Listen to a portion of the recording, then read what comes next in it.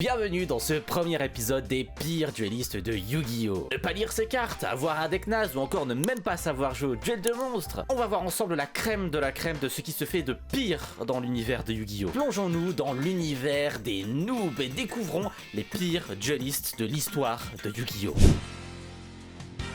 À son arrivée à la Duel Academy, Jaden se fait affecter dans une chambre avec notre bleudinet préféré, Cyrus, et un jeune garçon bien baraque, un coiffure koala, évidemment à la mode dans les années 2000, hein, bien sûr, c'est faux. Du nom de Charlie Huffington, cet étudiant est très mauvais, mais alors très mauvais. Il pionce tout le temps, il a déjà redoublé une fois, et son père veut même le rapatrier dans l'usine familiale de sauce piquante. Oui bon, dans la version Jap, c'est une usine de saké, hein. Merci 4Kids de nous protéger comme ça. Et quand ton propre père dit à ton professeur principal que tu es un élève pathétique, c'est que mais alors rien ne va. Jaden s'interpose et le père de Charlie va céder un duel, juste un duel. Si Charlie gagne, il peut rester, autrement directos le bar PMU avec tes amis alcoolos. Bien sûr, comme par hasard, le père de Charlie est un dueliste star à l'international, ça se voit à sa tête, non? Bon, le deck de Charlie est à l'image de sa coiffure, bestiale, et j'entends par là koala, enfin bête, mais il y a des koalas quoi. Cyrus lui donne alors une carte kangourou boxeur pour l'encourager. Jaden lui aussi lui donne quelques cartes, hein. Il se fait littéralement PL par tout le monde, donc je veux même pas voir la gueule de son deck avant qu'on lui donne des cartes. Pas étonnant qu'il ait redoublé, il avait même pas un deck complet le type, hein. Et ça se voit tout de suite lors de son premier tour,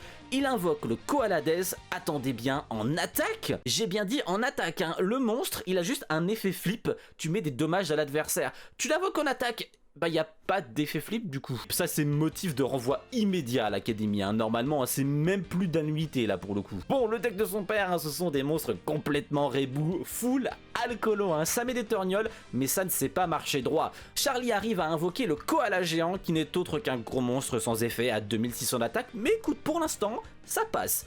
Et là le padré montre en face sa carte maîtresse, retournement de table, qui détruit littéralement tout sur le terrain, enfin sauf son monstre qui reste en vie grâce à son effet. Donc la voie est libre et Charlie prend assez cher, il ne lui reste que 1000 LP, c'est chaud, mais bien sûr la carte de Cyrus pop dans sa main. Et d'ailleurs regardez la main de Charlie, heureusement qu'il a jugement silencieux pour réinvoquer son koala, parce qu'autrement il ne faisait quasiment rien. Bon, évidemment on a même vu la petite polymérisation, hein. Merci Jaden et Cyrus, on va créer ensemble une giga fusion, le pouvoir de l'amitié, tout ce que tu veux. On invoque donc le maître d'ose et pardon, 4200 points d'attaque. Ah ouais, merci Jaden pour le cadeau du coup, merci du PL les gars. Voilà, on se dit c'est bon, Charlie il a complètement la voie libre, hein, mais ah oui au fait, la carte du père c'est une magie continue, donc en fait il peut la réutiliser. Bon par contre pendant ce tour là il pourra plus invoquer de monstres. Mais Osef, on joue Charlie là, tu lui pètes la fusion que Jaden lui a donnée, il a plus rien le type. D'ailleurs l'humiliation arrive, hein, le père n'a même pas besoin de monstres en fait pour battre Charlie.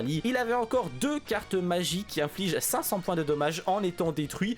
Donc malgré tout ça, Charlie perd et son koala dé mal placé lui comptera littéralement le duel, hein. Bon finalement, son père va le laisser à l'académie parce que animé, hein, quelle erreur, hein, car du coup on a le droit à un second duel. Épisode 50 de GX, c'est l'examen final pour Charlie, et pendant que son talent est reconnu par Pegasus pour créer des artworks de cartes, et qu'il est même embauché, hein, Charlie qui a enfin un palmarès, Crawler qui refuse qu'il parte sans livrer un duel et le remporter. Crawler, de toute façon tout le monde te déteste. C'est donc parti pour l'affrontement Charlie contre Crawler, et Charlie commence et pose un monstre et fin de tour. Bon, on est toujours sur un tour naze. Charlie a enfin compris que les monstres ça peut se poser pour les effets flip. Incroyable. Crawler n'y va pas de main morte, invoque son golem rouage ancien tour 1 qui a, je le rappelle, un 3000 points d'attaque et perce dégâts.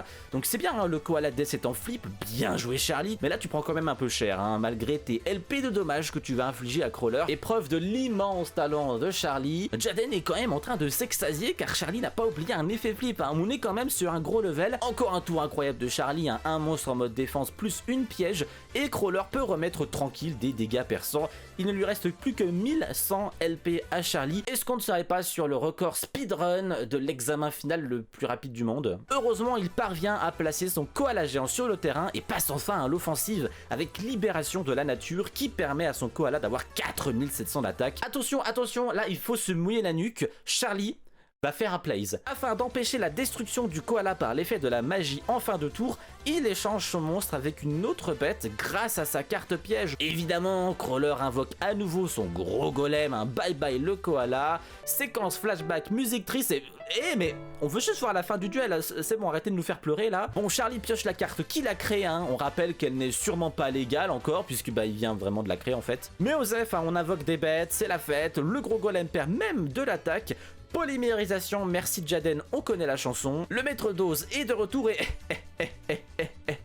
Ok, Crawler rigole absolument pas. Limiteur, removal, l'attaque du golem est doublée. Charlie mort. C'est donc un superbe palmarès que full défaite dans l'animé pour Charlie, mais attention, au moins il aura appris ce que c'est qu'un effet flip. C'est une grande performance. Crawler accepte son départ malgré tout chez Pegasus et fin de l'histoire. Et bah dis donc, les promesses elles sont respectées dans cet animé. Oh, vous allez me dire que Charlie ne mérite pas forcément d'être dans cette vidéo. Le mec il veut juste créer des artworks de cartes. Il est rouge sniffer, il a redoublé 1 an déjà et il sait pas utiliser un monstre flip. Donc bon, il mérite quand même. Hein. 5-10, épisode 6. Yusefudo fait un petit tour en zonzon après avoir foutu le sbeul avec Jack et provoqué une coupure de courant dans toute la ville. Bah ça va. En même temps, quelle idée de brancher son générateur d'hologramme titanesque sur le seul générateur du stade. Bon, c'est un peu con quand même. On fait alors la rencontre d'un petit vieux qui collectionne les séjours en prison, Tenzen Yanagi, qui va devenir le compagnon de cellule de Yusei. Alors vous savez, en prison, c'est la jungle, hein. Les plus musclés font la loi et l'argent est roi. Ah non, attendez, ça c'est la vraie vie ça. Non, là dans 5-10, il faut faire des duels pour être respecté. Logique, on est dans le monde des duels quand même. Yusei et Yanagi se font défier par Bolt Tanner, le malabar de la prison, qui visiblement fait des OP pour Viveldop fixation béton. Yanagi va donc sortir son arme secrète, son deck trésor. Dit comme ça, le nom a l'air sympa, hein. Attendez de voir les effets les potes. Ça commence à flipper grave chez les poteaux du punk musclé et Yanagi commence le duel en invoquant son crâne de cristal. Le monstre arrive lentement sur le terrain, impressionne la foule par sa prestance, a coûté 15 000 € d'animation, il doit être super puissant. Et là, coup de tonnerre, Yanagi perd 1000 LP. Et oui, en fait, le vieux, il a que des cartes avec des effets négatifs, hein. Donc le monstre s'invoque, hop, moins 1000 LP, et vous savez c'est quoi le pire?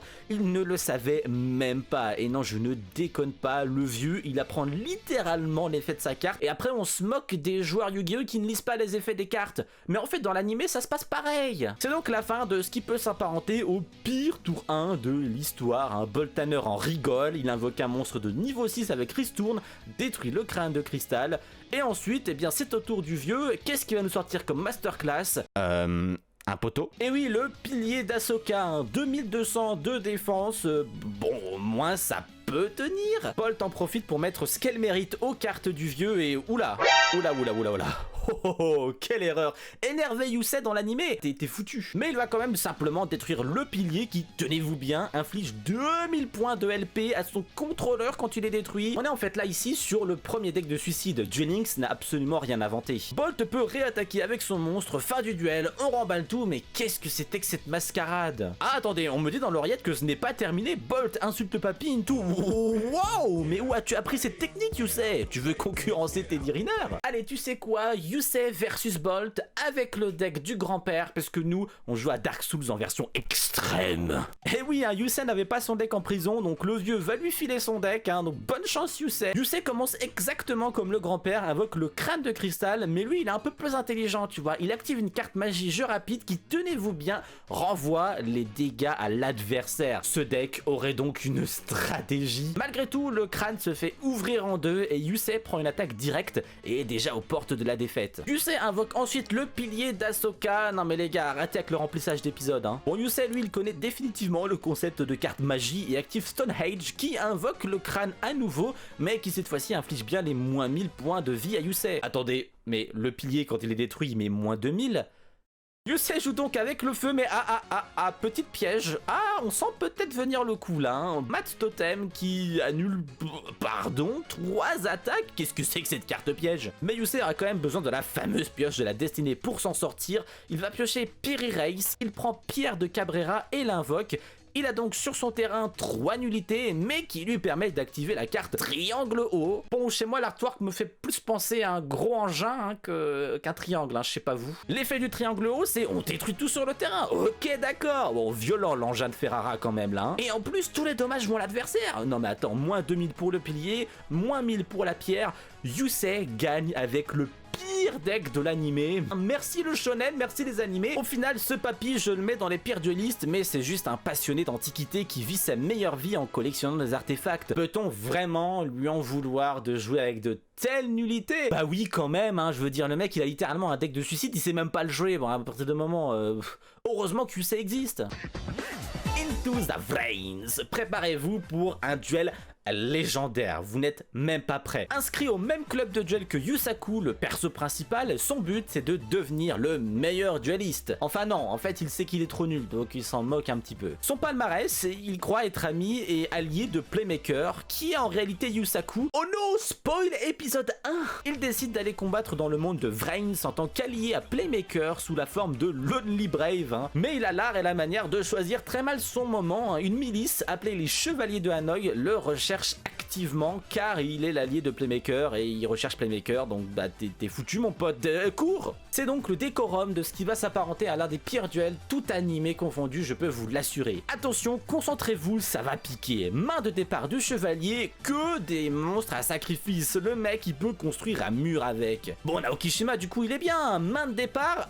5 putains de monstres niveau 7. Concours de mur remporté par Naokishima 1-0. Évidemment, les deux font genre qu'ils ont une très bonne main, le poker menteur commence. Et heureusement, pour s'éviter le duel du cringe absolu double pass turn, le chevalier de Hanoï va activer destruction de main. Les deux joueurs vont donc pouvoir défausser 2 cartes puis piocher 2 cartes. Enfin, on va pouvoir avoir une main décente. Les deux joueurs piochent et les deux joueurs ont toujours des mains horribles, mais comment c'est possible? Bon allez, si, le chevalier de Hanoï, il a 2 cartes magie et ça lui permet finalement d'invoquer des monstres depuis son cimetière. Par contre, il doit prendre moins 3000 LP, c'est très tendu. Il sacrifie tout pour invoquer son level 10 Hercule qui a 3200 points d'attaque. Notre cher Max tout seul va peut-être réaliser l'exploit de perdre sans même avoir joué. Lors de son tour, il pioche la carte miraculeusement apparue dans son deck au début de l'épisode et comme par hasard, ça change le monstre adverse en mode défense. Il a 0 points de défense, ça met des dégâts perçants.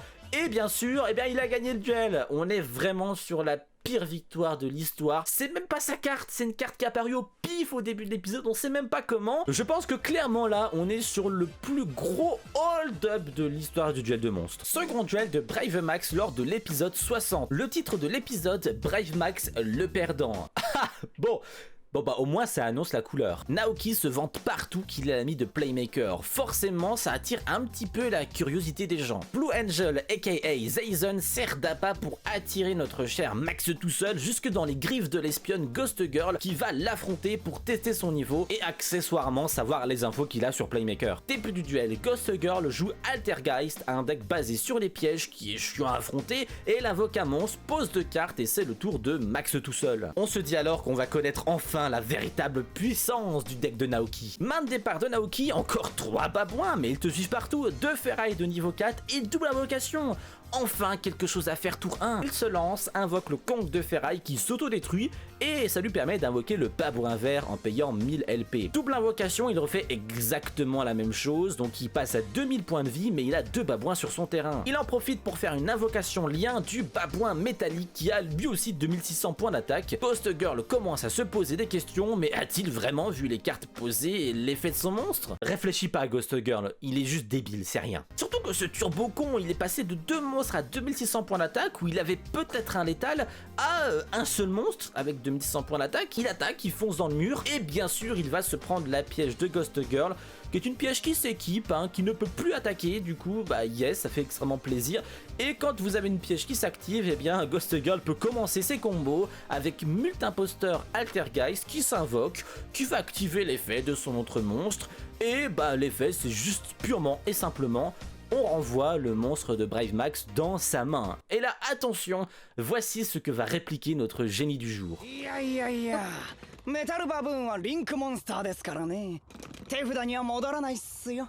は？ En fait, pour ceux qui comprennent pas, renvoyer à la main, ça comprend beaucoup de choses. Donc en fait, ça comprend également renvoyer à l'extra deck dedans. Je vous rappelle quand même que le mec, il est littéralement dans un club de duel. Il sait même pas ça. Bon, même Charlie se retourne dans son plumard là. Hein. Il termine son tour pitoyablement en crânant comme un débile, se prend une défaite honteuse et essaye même de faire culpabiliser son adversaire. Bref, vous l'avez vu, Naokishima élu pire dueliste de Vrains.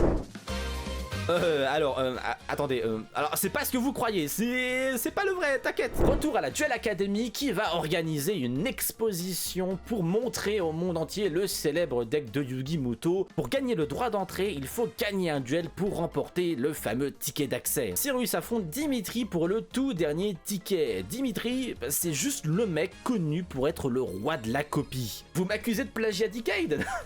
Non mais attends, moi je suis rien à côté de Dimitri, voyons. Le mec a une personnalité tellement originale qu'il copie juste tous les decks des autres et s'imprègne même de la personnalité du dueliste. Contre Cyrus, Dimitri copie le deck de Crawler avec son golem roi ancien. Tout ça pour se faire battre par un cylindre magique. Et en plus, comme il a copié exactement les mêmes plays que Crawler, eh bien Cyrus a pu anticiper le duel et ajouter des contres au deck de Crawler. Bon, ça montre très bien le niveau du type, hein. D'ailleurs, les autres genres ne sont absolument pas dupes sur son niveau, il se fait défoncer par tout le monde. On dirait presque un influenceur qui ose donner son avis sur Twitter. Alors Dimitri, lui, il se dit que pour être au top, il faut copier le top du top. Dimitri se met donc en tête de copier le deck de Yugi. Et quoi de mieux que d'obtenir l'original pour vraiment bien le copier. Oui, vous avez compris, il va littéralement aller cambrioler le deck à l'expo. Son cas ne s'arrange absolument pas, en plus d'être ultra mauvais, c'est maintenant un criminel qui vient de voler l'équivalent d'une relique sacrée. Jaden, Cyrus, Charlie et Bastien partent donc à la recherche de Dimitri.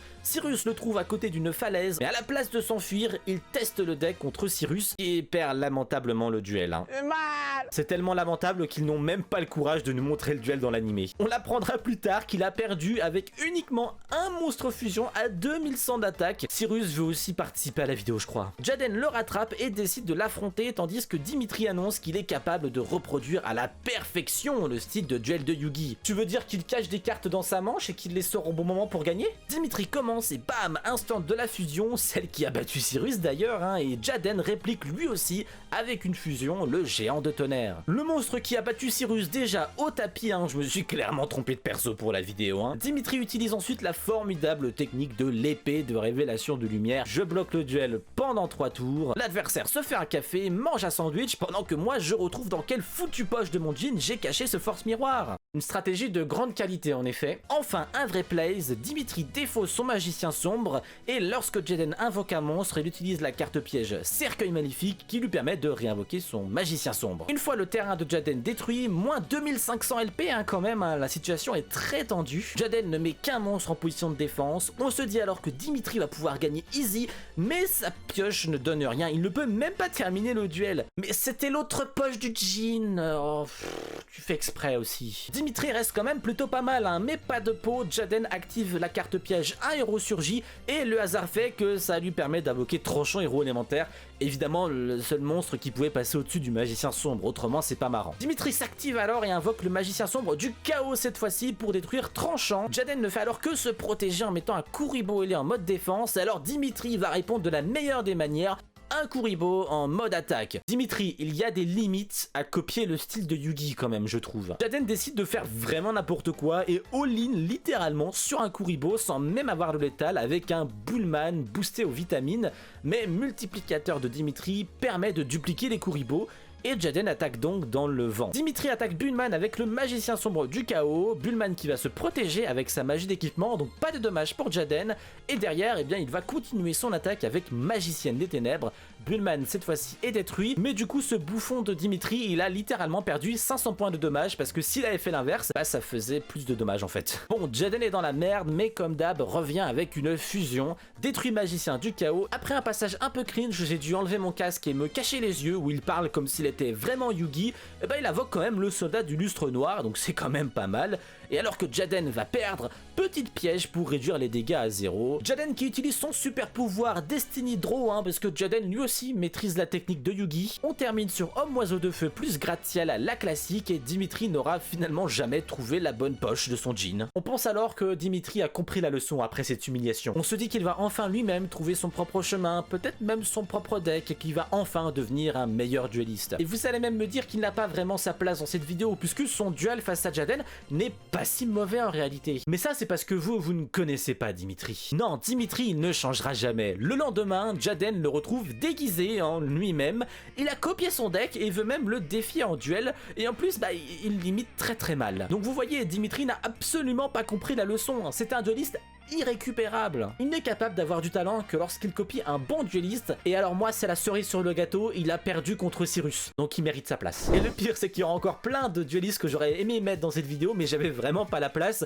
donc n'hésitez pas à vous abonner et surtout liker cette vidéo pour bien que je puisse savoir si ça vaut le coup de faire un épisode 2 avec d'autres duelistes, dont un qui va faire énormément de débat, et je vais me faire incendier, mais c'est pas grave, je vais l'assumer. N'hésitez pas à passer une petite tête sur mon discord.gg/JantonyTV, on parle justement quand il y a des idées de vidéos comme ça, je vous demande un peu vos avis. Allez, salut à tous, à la prochaine, ciao.